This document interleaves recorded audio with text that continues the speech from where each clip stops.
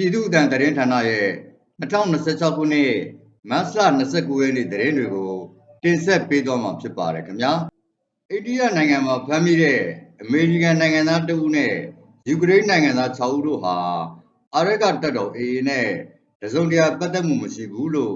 AA ရဲ့ပြောခွင့်ရသူဦးခိုင်သူခကနေဂျာသတင်းဌာနကိုပြောကြားထားပါတယ်သူပြောတာက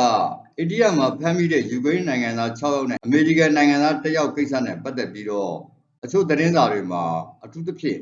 အိန္ဒိယဘက်ကသတင်းစာတွေမှာကျွန်တော်တို့ဖွဲ့စည်းနာမည်ကိုအလွဲသုံးစားလုပ်ပြီးတော့အခြေမြင့်မရှိဆွဆွဲရေးသားနေကြတာတွေတွေ့ရတယ်ဒီကိစ္စကတော့ကျွန်တော်တို့နဲ့အဝေးကြီးပါဘာမှဆက်ဆက်ပတ်သက်မှုမရှိပါဘူးလို့ပြောပါတယ်သူတို့9ဦးကို AA ပါဝင် KIA နဲ့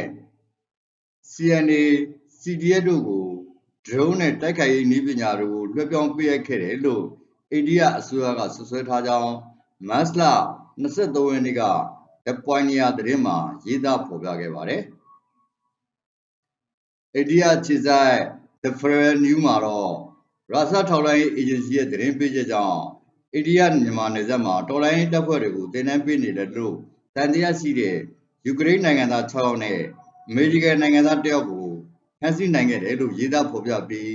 လက်တလုံးမှာတော့အိန္ဒိယအမျိုးသားစုံစမ်းစစ်ဆေးအေဂျင်စီ NIA ကသူတို့ကိုအိန္ဒိယနိုင်ငံရဲ့အပြင်းထန်ဆုံးအကြမ်းဖက်မှုတိုက်ဖျက်ရေးဥပဒေနဲ့အမှုဖွင့်ထားပြီးနိုင်ငံသားများဆိုင်ရာဥပဒေချိုးဖောက်မှုတွေနဲ့လည်းအရေးယူဖို့ပြင်ဆင်နေတာပါဒီဖမ်းဆီးမှုကိုအိန္ဒိယအမျိုးသားစုံစမ်းစစ်ဆေးအေဂျင်စီ NIA ကပြီးခဲ့တဲ့မတ်လဒုတိယအပတ်ထဲမှာလှုပ်ဆောင်ခဲ့တာဖြစ်ပြီးသတင်းအရင်းမြစ်တွေအဆိုအရသူတို့အားလုံးဟာဗီဇာအစစ်အမှန်တွေနဲ့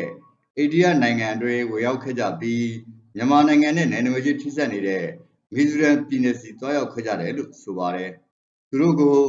နယူးဒေလီကိုလကတာနဲ့လက်ခနောင်းလေဆိပ်တွေမှာ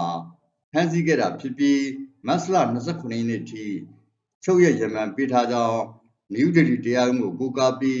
The Indian Express သတင်းတစ်ပုဒ်မှာဖော်ပြပါတယ်ခင်ဗျာပြည်သူ့အသံသတင်းဌာနကို